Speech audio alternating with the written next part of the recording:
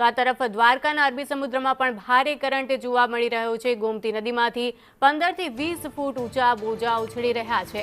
ઊંચા મોજા સાથે દરિયામાં ભારે કરંટ પણ હાલ જોવા મળી રહ્યો છે। ત્યારે દરિયાને જોવા માટે સહેલાણીઓનો પણ જમાવડો ગોમતી ઘાટ ઉપર જોવા મળી રહ્યો છે। પરંતુ અત્યારે દ્વારકા નગરપાલિકાના ફાયર જવાન સિક્યોરિટી ગાર્ડને પણ તૈનાત કરી દેવામાં આવ્યા છે।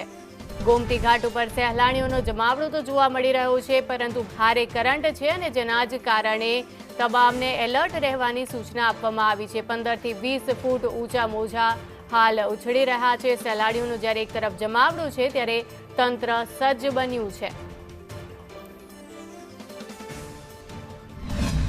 હવામાન વિભાગની આગાહીને લઈને જે 27 તારીખ સુધી જે વાવાઝોડાની અસર હોય તો ક્યાંક ને ક્યાંક હું યાત્રાધામ દ્વારકાના અરબી સમુદ્ર આવેલો છે ને ખાસ કરીને ગોમતી ઘાટ છે। આપ જોઈ શકો છો મારી પાછળના દ્રશ્યો કે સંદેશ ન્યૂઝની ટીમ ગ્રાઉન્ડ ઝીરો રિપોર્ટ ઉપરથી પહોંચી છે ને આપ જોઈ શકો છો આ ઊંચા મોજા ગોમતી ઘાટમાં ઉછળી રહ્યા છે।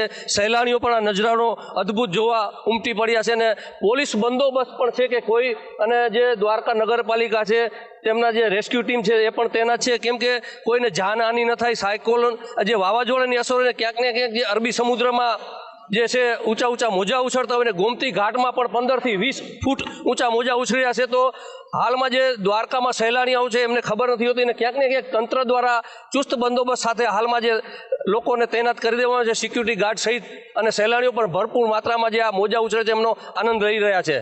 અનિલ લાલ, સંદેશ ન્યૂઝ, દ્વારકા।